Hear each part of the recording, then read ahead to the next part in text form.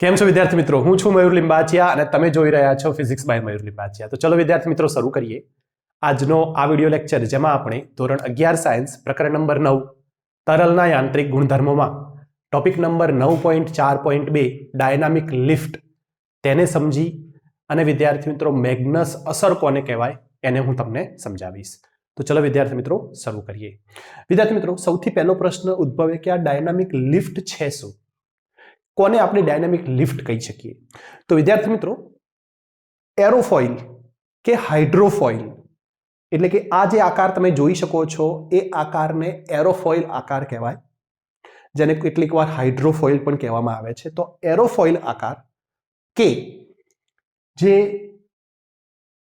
હવાની અંદર સ્પિન કરતો દડો, જ્યારે ક્રિકેટની અંદર જે સ્પિનર હોય છે બોલર, એ જ્યારે સ્પિન કરીને દડો નાખે એટલે દડો એ ગોળ ગોળ ફરતો ફરતો આગળ જાય છે. તો સ્પિન કરતો દડો આ એરોફોઇલ આકાર તમે વિમાનના પાંખિયાને જોશો તો વિમાનના પાંખિયાનો આકાર આ લગભગ એરોફોઇલ આકાર જેવો હોય છે.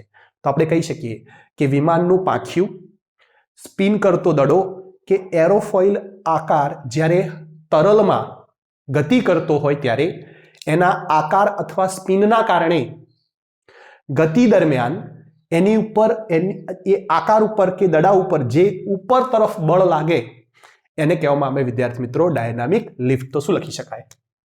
તો લખી શકાય, વ્યાખ્યા લખવી હોય તો, કે વિમાનનું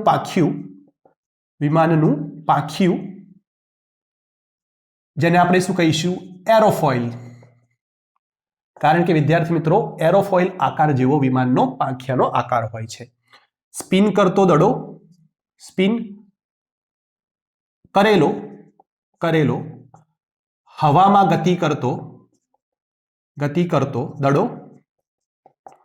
દડો વગેરે જેવા પદાર્થોની તરલમાં, હવે અહીંયા હવા છે, તરલમાં એટલે કે હવામાં ગતિના કારણે તેના પર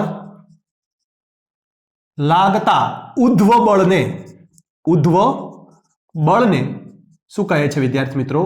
ડાયનામિક અથવા ડાયનેમિક લિફ્ટ કહે છે. શું કહે છે? ડાયનામિક લિફ્ટ કહે છે. તો આશા રાખું છું કે તમને વ્યાખ્યા સમજાઈ હશે. હવે ડાયનામિક લિફ્ટ કેવી રીતે મળે છે? મતલબ ઉધ્વ દિશામાં આ જે બળ લાગે છે, ઉધ્વ બળ લાગે છે, કોના કારણે લાગે છે? કયા સિદ્ધાંતના કારણે લાગે છે? વિદ્યાર્થી મિત્રો એ જાણવું જરૂરી છે. કારણ કે ડાયનામિક લિફ્ટ મળશે, ડાયનામિક લિફ્ટ મતલબ ઉપર તરફ ધક્કો લાગશે, બળ લાગશે. આ ઉધ્વ બળ ઉપર તરફ ધક્કો લાગે એ શાના કારણે લાગે છે? એ સૌથી મોટો પ્રશ્ન અહીંયા આપણા મગજમાં આવે. તો વિદ્યાર્થી મિત્રો આપણે આને ડિટેલમાં સમજીશું કે કેવી રીતે ઉધ્વ બળ લાગે છે જ્યારે આવા પદાર્થો તરલમાં ગતિ કરી રહ્યા હોય ત્યારે. તો સૌથી પહેલા આપણે એક આ સ્પિન વગર, મતલબ સ્પિન થતો નથી એવો દડો જ્યારે હવામાં ગતિ કરતો હોય, તરલમાં ગતિ કરતો હોય ત્યારે શું થાય છે એ જોઈએ. જુઓ, તો સ્પિન વગરની ગતિ કરતો દડો, તો જ્યારે વિદ્યાર્થી મિત્રો કોઈ પદાર્થ હવામાં ગતિ કરે તો આપણે જાણીએ છીએ કે તરલની ગતિના કારણે એની ધારા રેખાઓ રચાય. તો આ જે છે વિદ્યાર્થી મિત્રો એ તરલની ધારા રેખા છે. તરલની ધારા રેખા. આ ધારા રેખા વિદ્યાર્થી મિત્રો આપણા કેસમાં તરલ એટલે હવા છે, તો હવાની ધારા રેખાઓ છે. તો જ્યારે દડો, મેં આ તરફ ગતિ કરતો બતાવ્યો છે, દડો જ્યારે આ તરફ ગતિ કરતો હશે તો હવાની ધારા રેખાઓ એની વિરુદ્ધ દિશામાં ગતિ કરે. તો હવે જ્યારે તમારો દડો સ્પિન થયા વગરનો છે તો એ જ્યારે સીધો ગતિ કરતો હોય સ્પિન થયા વગર, તો હવાની જે ધારા રેખાઓ છે વિદ્યાર્થી મિત્રો એ દડાની વિરુદ્ધ દિશામાં ગતિ કરતી હશે. તો તમે જુઓ, એરો મેં આ રીતે દડાની ગતિની વિરુદ્ધ દિશામાં બતાવેલો છે. તો દડો જ્યારે કોઈ તરલમાં ગતિ કરતો હોય, સ્પેશિયલી કેસમાં હવામાં ગતિ કરતો હોય ત્યારે શું થશે? ત્યારે આ દડો સ્પિન ન કરતો હોવાના કારણે ઉપર દડાની ઉપરની સાઈડ અને દડાની નીચેની સાઈડ જે હવાની ધારા રેખાઓ છે વિદ્યાર્થી મિત્રો, એ ધારા રેખાઓ આ કિસ્સાની અંદર સમાન વિતરણ પામેલી હોય. સમાન વિતરણ પામેલી હોય મતલબ ઉપર તરફ તમે જોશો તો ધારા રેખાઓ સરખા અંતરે અને સરખી રીતે ગોઠવાયેલી છે. નીચે પણ તમે જુઓ, ધારા રેખાઓ જેમ ઉપર છે એવી ને એવી નીચે છે. અહીંયા પણ જે વિતરણ છે એવું જ વિતરણ અહીંયા છે. બરાબર? તો શું છે વિદ્યાર્થી મિત્રો, ધારા રેખાઓ ઉપર અને નીચે સમાન રીતે વિતરણ પામેલી હોવાના કારણે આપણે એવું કહી શકીએ કે ઉપર હવાનો વેગ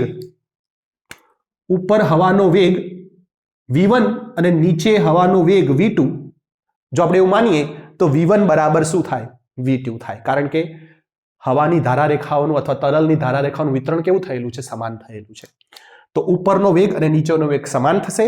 ઉપરનો વેગ અને નીચેનો વેગ સમાન થશે આ કિસ્સામાં વિદ્યાર્થી મિત્રો. તો આપણે જાણીએ છીએ PV બરાબર અચળ, બોયલનો નિયમ છે વિદ્યાર્થી મિત્રો આ. તો આ બોયલના નિયમમાં PV બરાબર અચળ, તો આપણે એવું લખી શકીએ કે P બરાબર અચળ ભાગ્યા V. તો જુઓ, વેગ અહીંયા બદલાતો ન હોય તો દબાણ પણ શું થશે, બદલાશે નહીં. મતલબ ઉપર દબાણ અને નીચે દબાણ કેવું હશે, સમાન હશે. તો વિદ્યાર્થી મિત્રો અહીંયા વેગ સમાન રહે છે તો દબાણ પણ સમાન રહેશે, અને દબાણ સમાન રહેવાના કારણે વિદ્યાર્થી મિત્રો આ સ્પિન વગરના દડા ઉપર કોઈ જ ઉધ્વ બળ લાગશે નહીં, અથવા આપણે બીજા શબ્દોમાં કહીએ કે એને કોઈ ડાયનામિક લિફ્ટ મળશે નહીં. ખ્યાલ આવે છે? બરાબર? તો સ્પિન વગરના દડાને કોઈ ડાયનામિક લિફ્ટ નહીં મળે, કારણ કે ધારા રેખાઓ ઉપર અને નીચેનું વિતરણ સમાન છે. એનો મતલબ કે ઉપર ધારા રેખાઓનો વેગ અને નીચે ધારા રેખાઓનો વેગ મતલબ હવાનો વેગ ઉપર અને નીચે સમાન છે. તો દબાણ પણ સમાન છે અને કોઈ ડાયનામિક લિફ્ટ નહીં મળે, કારણ કે કોઈ ઉધ્વ દિશામાં બળ લાગશે નહીં. ઓકે, હવે આપણે વિદ્યાર્થી મિત્રો આ સમઘડી દિશામાં સ્પિન થતા દડાની ગતિને ચકાસીએ. આ કેસમાં શું થાય છે એ જોઈએ. આની પર ડાયનામિક લિફ્ટ મળશે, મતલબ કે ઉધ્વ દિશામાં બળ લાગશે કે નહીં એ ચેક કરીએ. તો તમે જોઈ શકો છો, જુઓ આ દડો આમ ગતિ કરી રહ્યો છે, સાથે સાથે સમઘડી દિશામાં સ્પિન પણ કરી રહ્યો છે. મતલબ આવું છે, આમ તો ગતિ કરશે જ, પણ શું કરશે, સાથે સાથે પોતે સ્પિન પણ થયા કરશે. તો આવી રીતે આ દડો આગળ વધી રહ્યો છે. અને જે ધારા રેખાઓ છે વિદ્યાર્થી મિત્રો, એ આની જેમ જ એ આમ વિરુદ્ધ દિશામાં ગતિ કરશે. પણ અહીંયા એક ડિફરન્સ છે. અહીંયા દડો સ્પિન નહોતો થતો, અહીંયા વિદ્યાર્થી મિત્રો દડો સ્પિન થઈ રહ્યો છે સમઘડી દિશામાં. તો શું થશે, બરાબર ધ્યાનથી સમજજો વિદ્યાર્થી મિત્રો. આ દડો છે ધારો કે, અને આ ધારા રેખા આવી રહી છે. તો આ દડો સ્પિન થતો હોવાના કારણે આ ધારા રેખાઓને શું કરશે, પોતાની તરફ, એટલે સ્પિનની દિશામાં, પોતાની તરફ મતલબ સ્પિનની દિશામાં ઘસેડવાનો પ્રયત્ન કરશે. તો તમે જુઓ, આ દડો આ રીતે સ્પિન થઈ રહ્યો છે, તો ધારા રેખાઓને પોતાની તરફ શું કરશે, ઘસેડશે. તો આ સ્પિન થતો દડો ઉપરની ધારા રેખાઓ જે અહીંયા તમે જુઓ સમાન રીતે વિતરણ પામેલી છે, પણ અહીંયા શું થયું છે, અહીંયા આ સ્પિન થતો દડો એને પોતાની સાથે ઘસેડવાનો પ્રયત્ન કરે છે. તો આ તરફ જે ધારા રેખાઓ છે એ દડા સાથે ઘસડાવાના કારણે ધારા રેખાઓ બધી ભેગી થઈ જશે. હવે અહીંયા વિતરણ સમાન નથી. જુઓ, અહીંયા સમાન વિતરણ છે કારણ કે સ્પિન નથી થતો, પણ અહીંયા શું છે, વિતરણ સમાન નથી, કારણ કે આ સ્પિન થાય છે અને સ્પિન થવાના કારણે આ ધારા રેખાઓને પોતાની સાથે ઘસડે છે. તો ઉપર બધી ધારા રેખાઓ એ ઘસડાવાના કારણે ભેગી થઈ ગઈ, નજીક આવી, ગીચ આવી ગઈ. અને એના કારણે શું થશે વિદ્યાર્થી મિત્રો, તો જ્યારે ધારા રેખાઓ નજીક આવે તો વેગ, ધારો કે v1 કહીએ તો વેગ ઉપર વધે.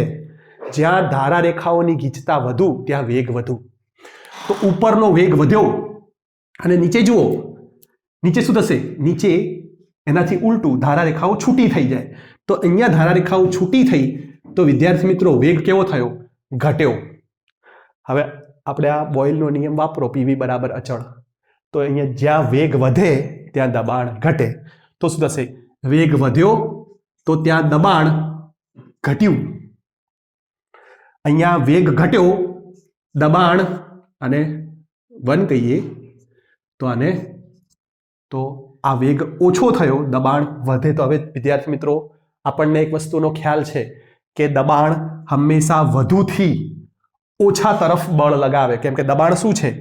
P બરાબર F by A. So F is equal to P into A. તો વિદ્યાર્થી મિત્રો આ દબાણના તફાવતના કારણે શું ઉદ્ભવે? બળ ઉદ્ભવે. તો અહીંયા દબાણ વધુ છે, અહીંયા દબાણ ઓછું છે. તો આ દબાણનો તફાવત સર્જાયો, એના કારણે વિદ્યાર્થી મિત્રો વધુથી ઓછા દબાણ તરફ એની ઉપર ઉધ્વ બળ લાગે. શું લાગશે વિદ્યાર્થી મિત્રો? ઉધ્વ બળ લાગે. તો એટલા માટે સ્પિન થતો દડો એ શું થશે? એની ઉપર ઉધ્વ બળ લાગશે, અને આ ઉધ્વ બળ લાગવાના કારણે આ દડો એ પોતાનો જે ગતિપથ છે, ગતિપથ કેવો ધારણ કરશે? તો આમ જતો હોય, ધારો કે આવી રીતે સ્પિન થતો જતો છે, તો દડો આવી રીતે પરવલય આકાર ધારણ કરશે. સમજાય છે? કેમ કે એની ઉપર ગતિ દરમિયાન સીધો નહીં જઈ શકે. હવે એની ઉપર સતત શું લાગશે વિદ્યાર્થી મિત્રો? આ દબાણના તફાવતના કારણે ઉધ્વ બળ લાગશે, અને એના કારણે એનો આકાર કેવો થાય? એનો આકાર, ગતિપથનો આકાર પરવલય બને. ખ્યાલ આવે છે? તો આ રીતે દડાને શું મળે છે? દડાને ડાયનામિક લિફ્ટ મળે છે. એવું જ વસ્તુ વિદ્યાર્થી મિત્રો વિમાનની પાંખ ઉપર, એનો મતલબ કે એરોફોઇલ આકાર ઉપર. એરોફોઇલ આકાર બોલો કે વિમાનની પાંખ બોલો, વિમાનનો પાંખ અને એરોફોઇલ આકાર લગભગ સમાન હોય છે. તો એરોફોઇલ આકાર કે વિમાનની પાંખ એ જ્યારે વિમાન આગળ જતું હોય રનવે ઉપર, અને રનવે ઉપર અમુક ઝડપથી જ્યારે આગળ વધે, ત્યારે જે પાયલોટ હોય છે એ શું કરે? પાંખિયાના પાછળના હિસ્સાને આવી રીતે ઉપર કરે, આમ ઉપર કરે. અને એ કરવાના કારણે હવે વિમાનના પાંખ ઉપર તમે જોઈ શકો છો એ પ્રમાણે ઉપર જે હવાની ધારા રેખાઓ છે, તરલની ધારા રેખાઓ છે વિદ્યાર્થી મિત્રો નજીક આવી જશે, જ્યારે નીચેની ધારા રેખાઓ છૂટી થાય. તો એવી જ રીતે વિદ્યાર્થી મિત્રો ધારા રેખાઓ નજીક, તો વિદ્યાર્થી મિત્રો વેગ વધુ, નીચેના સાઈડ વેગ હવે કેવો થશે? ઓછો થશે, કારણ કે ધારા રેખાઓ કેવી થઈ ગઈ? છૂટી થઈ ગઈ. જ્યાં વેગ વધુ, તો આ સૂત્ર અનુસાર વેગ વધુ ત્યાં દબાણ ઓછું. તો વિદ્યાર્થી મિત્રો ઉપર સાઈડ દબાણ કેવું થઈ જાય? ઓછું થઈ જાય. એવી રીતે નીચે સાઈડ વેગ ઓછો, દબાણ વધુ. તો અહીંયા વિદ્યાર્થી મિત્રો દબાણ વધી જશે. તો નીચે દબાણ વધુ છે, ઉપર દબાણ ઓછું છે.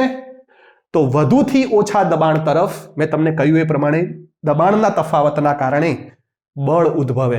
તો અહીંયા વિદ્યાર્થી મિત્રો આ વિમાનના પાંખિયા ઉપર ઉધ્વ બળ લાગે, અને પાંખિયું હવે શું અનુભવશે? ઉપર તરફ બળ અનુભવ. એટલે વિમાન ક્યાં જાય? વિમાન હવે ઉપર ટેક ઓફ કરવા લાગશે. તો હવે તમને સમજાયું છે કે વિમાન કેવી રીતે ટેક ઓફ કરે છે. તો આની ઉપર વિદ્યાર્થી મિત્રો વિમાનના પાંખિયા ઉપર કે આપણે કહીએ એરોફોઇલ આકાર ઉપર આ દબાણના તફાવતના કારણે ઉધ્વ બળ લાગે છે. આને જ કહેવામાં આવે છે વિદ્યાર્થી મિત્રો ડાયનામિક લિફ્ટ. અને આ જે ડાયનામિક લિફ્ટ મળી, આ જે ઘટના કહેવામાં આવે છે એને કહેવામાં આવે છે મેગ્નસ અસર. તો વિદ્યાર્થી મિત્રો ડાયનામિક લિફ્ટને એક પ્રકારે શું કહેવાય? મેગ્નસ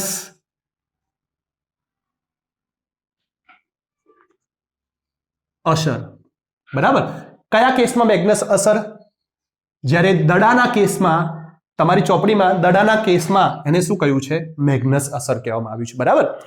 તો સ્પિન કરતો દડો જ્યારે હવામાં ગતિ કરતો હોય ત્યારે એની ઉપર ઉધ્વ તરફ બળ લાગે. એ જે બળ લાગે છે એ ઘટનાને શું કહેવામાં આવે છે? એ અસરને શું કહેવામાં આવે છે? મેગ્નસ અસર.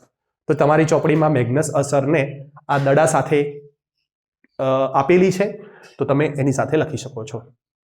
તો આ છે વિદ્યાર્થી મિત્રો ડાયનામિક લિફ્ટ અને મેગ્નસ અસર. તો આશા રાખું છું કે તમને આ વિડીયોની અંદર આપેલી માહિતી સમજાઈ હશે. આ ટોપિકની અંદર જો તમને પરીક્ષામાં પૂછાય તો તમારે આ 3 આકૃતિ દોરી અને મેં તમને કહ્યું એ પ્રમાણે એક્સપ્લેન કરવાનું છે અને ડાયનામિક લિફ્ટની વ્યાખ્યા લખવાની છે.